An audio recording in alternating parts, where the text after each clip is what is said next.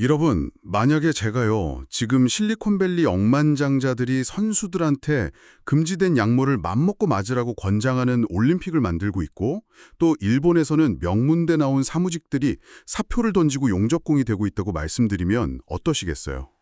아마 다들 세상이 진짜 단단히 미쳐 돌아간다고 생각하실 겁니다. 그쵸. 그런데 오늘 저희가 준비한 방대한 자료들을 하나하나 뜯어보면요. 이 기이해 보이는 현상들이 사실은 지금의 극단적인 불확실성 속에서 살아남기 위한 아주 치밀하고 논리적인 생존 전략이라는 걸 깨닫게 되실 겁니다. 오늘도 청취자 여러분의 시간을 아껴드리기 위해서 저희가 아주 깊게 파고들어 보겠습니다. 네, 우리가 흔히 위기나 가뭄이 닥치면 모든 생태계가 정지한다고 생각하잖아요. 그런데 표면이 얼어붙었다고 해서 그 밑바닥까지 멈춘 건 절대 아니거든요. 오히려 한정된 자본과 에너지를 차지하기 위해서 보이지 않는 곳에서는 그 어느 때보다 맹렬하게 움직이고 있죠. 맞아요. 사실 처음 이 자료들을 모았을 때는 저도 좀 당황스러웠거든요. 뭐 거시경제 지표부터 시작해서 강남 한복판의 재건축, 반도체 주식, 심지가 그 약물 올림픽까지 막 섞여 있었으니까요. 네, 언뜻 보면 전혀 상관없는 주제들 같죠. 그러니까요. 그런데 이 흩어진 점들을 연결해 보니까 소름 돋게도 하나의 거대한 그림이 완성되더라고요. 그래서 오늘 저희는 거시적인 글로벌 돈의 흐름부터 시작해서 그 돈이 우리 발밑에 부동산이랑 주식시장에서 어떻게 숨바꼭질을 하고 있는지 추적해 볼 겁니다. 그리고 최종적으로는 AI 시대의 사람들이 자기 직업과 신체를 어떻게 튜닝하고 있는지 그 인과관계를 바닥까지 파헤쳐 볼 예정입니다.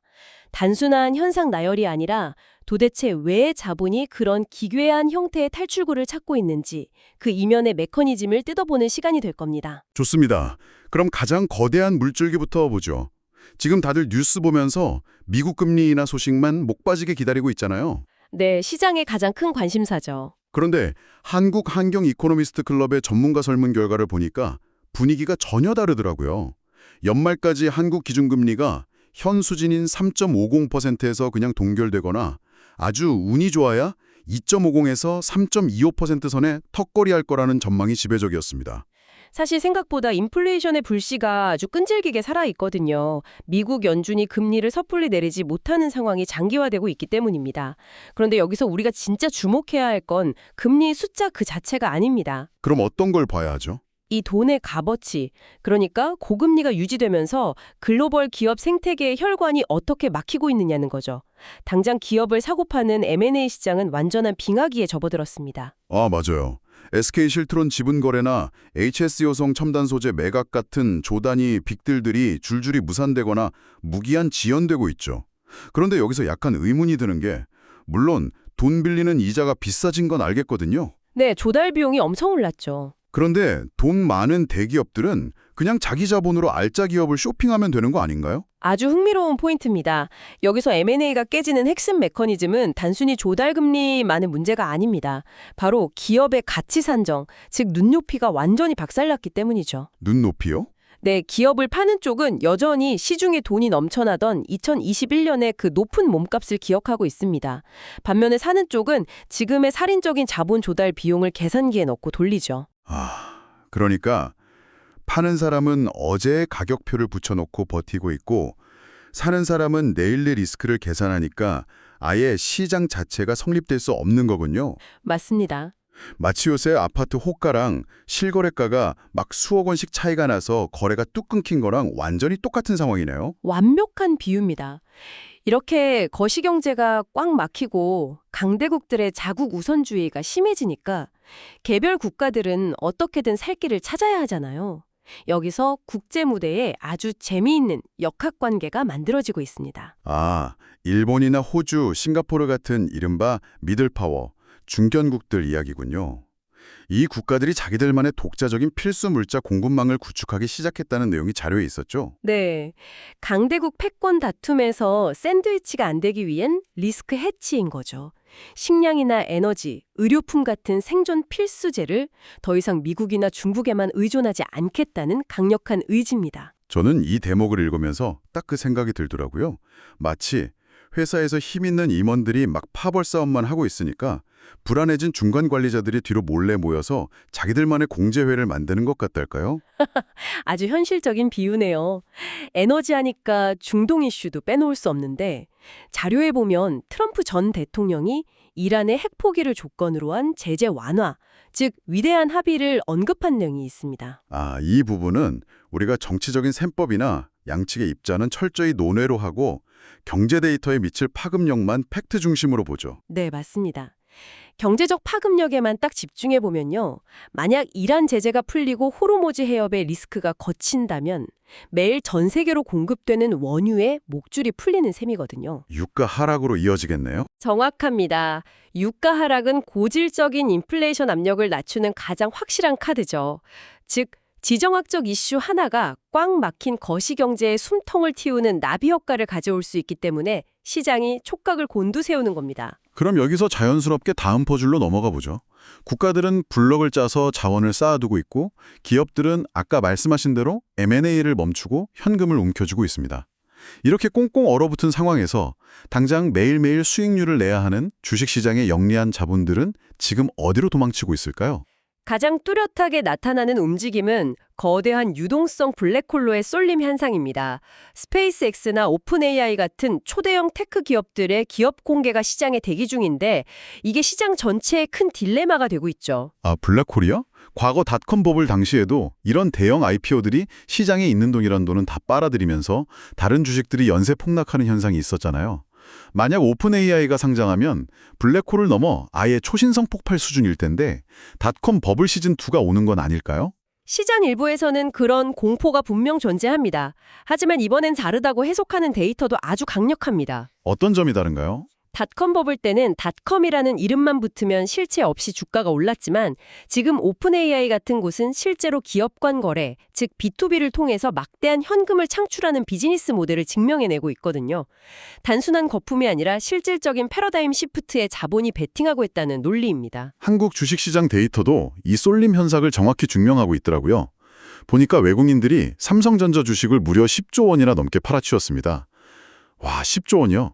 그런데 이 돈이 다 증발한 게 아니라 전력기기 관련주나 AI 부품주로 대거 이동했죠. 이 자본 이동의 메커니즘을 보셔야 합니다. AI가 학습을 하고 연산을 하려면 거대한 데이터 센터가 필요하고 그 데이터 센터는 전기를 정말 무시무시하게 먹어치우거든요. 그러니까 스마트머니는 단순히 AI 기술 그 자체를 넘어서서 그 기술을 굴리기 위해 필수적인 물리적 인프라, 즉 전력망의 부족 현상을 예측하고 미리 자리를 옮긴 거군요. 네, 한 발 앞서간 거죠. 이에 질세라 삼성전자나 SK하이닉스도 대규모 배당 확대 같은 주주 환원 카드를 막 던지면서 자본을 붙잡으려 안간힘을 쓰고 있고요. 떠나는 돈을 잡으려는 게 기업뿐만이 아니더라고요. 한국거래소는 내부 업무에 AI를 도입하고 있고 금융감독원도 20년 만에 상장사 감리 주기를 확 줄인다고 하죠. 기존 20년에서 미국이나 영국 수준인 3년에서 5년으로 줄이려고 대팀제로 조직을 바꿨습니다. 맞습니다. 어떻게든 시장의 룰을 깨끗하게 만들어서 자본의 이탈을 막겠다는 제도의 절박함이 보이는 대목이죠. 자, 그런데 여기서 우리가 던져야 할 질문은 이겁니다. 이런 거대 자본과 제도의 틈바구니 속에서 개인은 도대체 어떻게 포트폴리오를 지켜야 하는가? 저 그 자료 봤어요. 한 은퇴자의 포트폴리오 사례가 아주 극명한 힌트를 주더라고요. 현금 13억 원을 포함해서 자산 40억 원을 가진 은퇴자 케이스였죠. 네, 맞습니다. 솔직히 저는 처음에 속으로 생각했거든요. 아니 현금 13억 원이면 그냥 연 4%짜리 정기예금에만 넣어도 속 편하게 살 수 있는 거 아닌가? 그런데 이분이 굉장히 복잡하게 커버드 콜이나 롱숏 펀드를 막 섞어서 수익률을 세팅하시더라고요. 정기예금에만 전부 넣지 못하는 아주 치명적인 이유가 있습니다. 바로 세금이죠. 이자 수익이 연 2천만 원을 넘어가면 금융소득 종합과세 대상자가 되어서 건강보험료 폭탄을 맞고 세율 자체가 완전히 널뛰게 됩니다. 이른바 세금 절벽에 부딪히는 거죠. 상승장에서의 큰 수익은 좀 포기하더라도 그 옵션 매도 프리미엄을 통해서 꾸준히 현금 흐름을 창출하니까 하락장을 방어할 수 있잖아요. 맞습니다. 그런데 롱숏 펀드는 이 세금 회피 전략에서 정확히 어떻게 적동하는 겁니까? 아주 예리한 질문입니다. 롱숏 펀드는 오를 것 같은 주식은 사고 내릴 것 같은 주식은 공매도해서 시장 방향과 무관하게 가격 차이에서 수익을 내는 구조잖아요. 네, 상승과 하락 양방향에 다 베팅하는 거니까요. 이게 왜 중요하냐면 롱숏 펀드에서 발생하는 이익의 상당 부분은 이자나 배당, 아니라 자본이득, 즉 매매 차익으로 잡히기 때문입니다. 이렇게 되면 종합과세 기준을 합법적으로 피해갈 수 있는 우회로가 되는 거죠. 와, 진짜 똑똑하네요. 결국 금융 지식과 상품 구조를 정확히 이해하는 것 자체가 이런 고금리, 고세율 시대에 가장 강력한 무기인 셈입니다. 네, 생존의 필수 조건이죠. 자, 그럼 주식시장이 무슨 지뢰밭 피해 가득 이런 정교한 금융공학을 요구한다면 좀 더 직관적인 전통자산으로 눈을 돌려보죠. 바로 부동산입니다. 그런데 자료를 보니까 여기도 양극화가 진짜 무섭더라고요. 네, 현대건설이 압구정 3구역 재건축을 무려 5조 5천억 원에 수주하면서 원시티 청사진을 내걸었고 노량진 뉴타운도 초고가 하이엔드 브랜드들이 다 점령했죠. 고금리 시대라서 지금 중소건설사들은 막 줄도산한다는 뉴스가 나오는데 이런 랜드마크 쟁탈전은 오히려 더 치열해졌네요. 살아남기 위한 전략이죠. 두산건설 같은 경우를 보면 데이터 기반으로 철저하게 돈이 될 만한 정비 사업에만 집중하는 선별수주 전략을 폈습니다. 그 결과 1년 새 영업이익을 263%나 끌어올리는 극적인 부활을 보여줬죠. 와, 263%요. 대단하네요. 그리고 보니까 LH나 SH 같은 공공이 주도하는 재개발 트렌드가 강남 3구에서 엄청 인기몰이 중이더라고요. 이것도 결국 비용의 문제입니다. 공공이 끼면 인허가 절차가 팍 줄어들어서 사업 기간을 대폭 단축할 수 있거든요. 지금처럼 이자 비용이 무서운 시대에는 시간이 곧 비용 감축이고 수익이죠. 그런데 전문가님, 제가 여기서 약간 반론을 하나 제기할게요. 압구정 5.5조 원, 노량진 럭셔리타운, 솔직히 이거 그들만의 리그잖아요. 틀린 말은 아니죠. 평범한 아파트 투자는 대출 규제랑 세금 때문에 꽉 막혀 있는데 그 거대한 초고가 프로젝트에 들어가지 못하는, 그러나 예금에 두기엔 좀 아까운 그 중간 허리에 영리한 자본들은 지금 도대체 어느 틈새로 숨어들고 있는 겁니까? 그 질문의 해답이 바로 종로구 북촌과 서촌 일대의 꼬마 빌딩 상권 부활 현상입니다. 명동이나 다른 지역 상가는 여전히 공실 문제로 막 시끄러운데 서촌의 공실률은 7.8%에서 4%대로 반토막이 났습니다. 아까 경기권 아파트값 상승세도 조금 언급이 되긴 했지만 확실히 자본이 서촌 쪽으로 확 쏠린 이유가 있나요? 혹시 대출 규제의 차이 때문입니까? 정확합니다. 아파트를 사려면 주택담보대출 한도가 턱없이 부족하잖아요. 그런데 상업용 부동산은 상대적으로 유연하니까요. 주거용 부동산에 가해진 아주 촘촘한 대출 규제와 징벌적 세금을 피하기 위해서 자본이 용도 변경을 한 겁니다. 꼬마 빌딩 같은 상업용 부동산은 가치의 60에서 80%까지 레버리지를 일으킬 수 있으니까요. 네, 자본은 진짜 물과 같습니다. 정면으로 막아놓으면 어떻게든 가장 저항이 적은 틈새를 찾아서 흘러가거든요. 서촌 상권의 부활은 단순한 감성적인 인기가 아니라 이런 규제 차익을 노린 자본의 아주 영리한 도피처로 봐야 하는 거죠. 세금 폭탄을 피하는 롱숏 펀드부터 시작해서 대출 규제를 피하는 꼬마 빌딩까지 진짜 기가 막힌 적응력이네요. 자, 그러면 지금까지 자본의 적응을 봤으니까 이제 그 자본 위에서 살아가는 사람의 이야기를 좀 해보죠. 경제난과 AI가 우리 노동과 계층을 어떻게 바꿨는지요. 가장 밑바닥의 취약계층 데이터부터 보면 상황이 심각합니다. 은행권 자체 채무조정 건수가 전년 대비 무려 4배나 폭증해서 4,611건을 기록했습니다. 4배면 진짜 빚 갚을 숨이 턱끝까지 찼다는 거잖아요. 그래서 정치권과 금융권에서 기본금융이나 금융사다리 제도가 아주 뜨거운 감자로 떠올랐습니다. 이것도 팽팽하게 의견이 갈리죠. 양쪽 주장이 명확하더라고요. 한쪽에서는 이 한계 상황에 내몰린 취약계층을 살려내는 게 장기적으로는 사회적 비용을 줄이는 길이라고 주장하고요.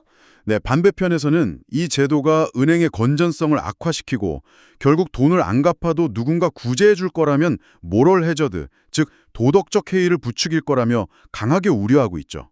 이건 단순히 경제 논리를 넘어서 우리가 어떤 제도를 선택할 것인가의 딜레마입니다. 진짜 어려운 문제네요.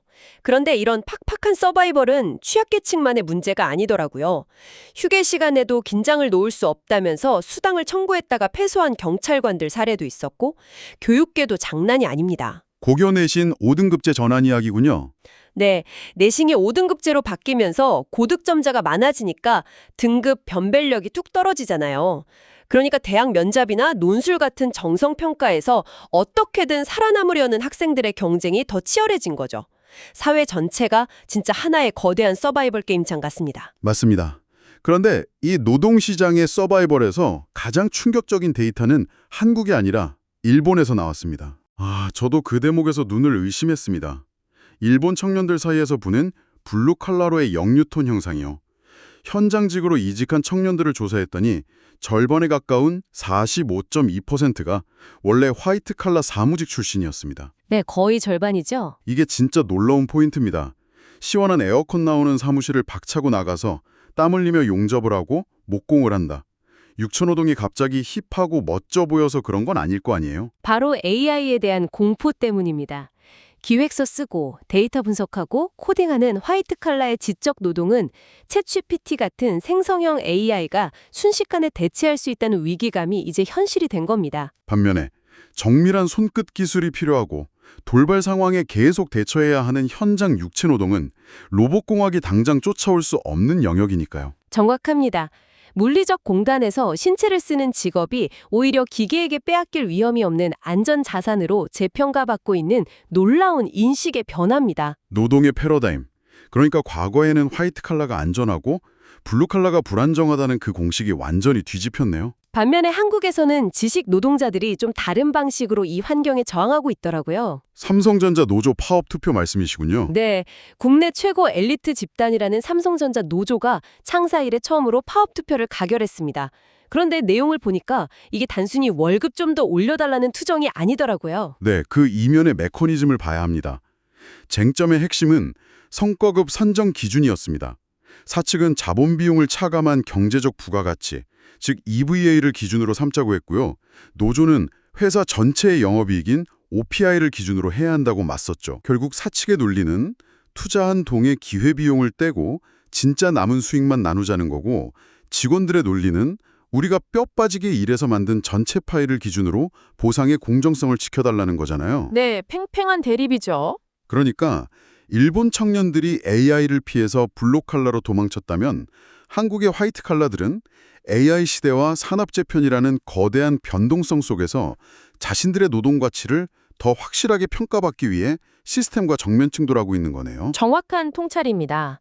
도망치든 맞서 싸우든 둘 다 불확실성 속에서 자신의 생존 확률을 극대화하기 위한 인간의 필사적인 고군분투인 거죠. 자, 드디어 오늘의 마지막 섹션입니다. 자본은 제도를 우회하고 노동자는 기계를 피해 도망가거나 시스템과 싸웁니다. 그렇다면 이 인간의 생존과 적응 본능이 아예 극단적인 생물학적 한계까지 도달하면 과연 어떤 일이 벌어질까요? 그게 바로 우리가 오프닝에서 언급했던 실리콘밸리 억망장자들이 막대한 자본을 쏟아붓고 있는 인핸스드 게임, 일명 약물 올림픽입니다. 이거 진짜 처음 들으면 SF 영화 내용인가 싶거든요. 네, 현행 스포츠계에서는 엄격하게 금지하는 스테로이드나 각성제 같은 금지 약물 사용을 전면적으로 허용하는 대회니까요. 피터 틸 같은 유명한 실리콘밸리 투자자들이 여기에 후원을 하고 있죠. 당연히 의료계나 스포츠계는 돈을 위해서 인간의 몸을 상품화하는 비윤리적인 마케팅이라고 강력하게 반발하고 있고요. 그런데 전문가님, 제가 궁금한 건 대체 왜 이런 미친 짓에 억망장자들이 수백억을 태우고 있냐는 겁니다. 단순한 시청률 어그로 때문만은 아닐 거잖아요. 있습니다. 자본의 관점에서 한번 생각해 보세요. 지금까지 그들은 거시경제 빙하기에 기업의 효율을 극대화하고 롱숏 펀드로 세금 제도를 해킹하고 꼬마 빌딩으로 대출 규제를 다 우회해 왔습니다. 그럼 그 다음 남은 최후의 미개척 자산이 뭘까요? 설마 인간의 신체 그 자체인가요? 맞습니다. 그들의 주장은 이래요. 도핑 금지는 인간의 가능성을 가로막는 낡은 규제일 뿐이다. 과학과 약물을 통해서 인간의 수명을 연장하고 신체 능력을 대체 어디까지 튜닝할 수 있는지 확인해보자. 즉, 데이터 수집을 위한 거대한 과학적 실험 샌드박스로 이 약물 올림픽을 활용하겠다는 겁니다. 와, 그러니까 인간의 생물학적 한계 자체를 극복해야 할 규제로 보는 거네요. 자본이 인간이라는 종의 한계마저 자산화하고 해킹하려는 가장 극단적인 형태의 적응이군요. 네. 이 사건은 단순한 스포츠 가십이 아니라 현대 자본주의 욕망이 어디까지 뻗어나가는지를 보여주는 아주 상징적인 단면입니다. 정말 소름 돋게 톱니바퀴가 다 맞아떨어지네요. 오늘 우리는 거시경제의 빙하기 속에서 필수 공급망을 각자 도생으로 자체 제작하는 미들파워 국가들을 봤습니다. 그리고 세금 절벽과 대출 규제를 요리조리 피해서 롱숏 펀드와 꼬마 빌딩으로 스며드는 자본의 이체 이탈도 확인했고요. 네, 거기에 더해서 AI에게 뇌를 대체당할까봐 육체 노동이라는 피난처를 택한 청년들과 보상의 공정성을 위해 싸우는 지식 노동자들. 그리고 마침내 인간의 육체마저 과학과 자본으로 해킹하려는 억만장자들의 끔찍한 실험까지 다 살펴봤습니다. 얽히피년 부동산, 주식, 사회, 스포츠의 개별적인 파편들 같았지만 결국 그 기저에는 이 극단적 불확실성의 시대에 살아남고 적응하려는 자본과 인간의 필사적인 진화 방향이 숨어 있었던 겁니다. 이 메커니즘을 이해하시면 앞으로 어떤 뉴스를 보시더라도 세상이 어떻게 움직이는지 해독할 수 있는 눈을 갖게 되실 겁니다. 네, 오늘 심층 탐구를 마치면서 지금 이 방송을 듣고 계신 여러분께 하나의 도발적인 질문을 남기고 싶습니다. 기술은 우리 화이트 칼라의 지적 능력을 실시간으로 복제하고 또 대체하고 있습니다. 그리고 이제 거대 자본은 약물과 과학을 동원해서 인간의 신체적 생물학적 한계마저 튜닝하려고 들죠. 네, 뇌와 몸이 모두 공격받는 셈이죠. 맞습니다. 기계가 우리의 뇌를 위협하고 자본이 우리의 몸을 해킹하는 이 완벽한 포위망 속에서 과연 기술과 자본이 절대로 건드릴 수 없는 인간만의 고유한 가치는 대체 어디에 남게 될까요? 이번 주말에는 커피 한잔 하시면서 여러분 스스로의 가치를 지킬 이 해답을 한 번쯤 고민해 보시는 건 어떨까요? 저희는 다음 심층 탐구에서 더 날카롭고 흥미로운 인사이트를 들고 찾아오겠습니다. 함께해 주셔서 감사합니다.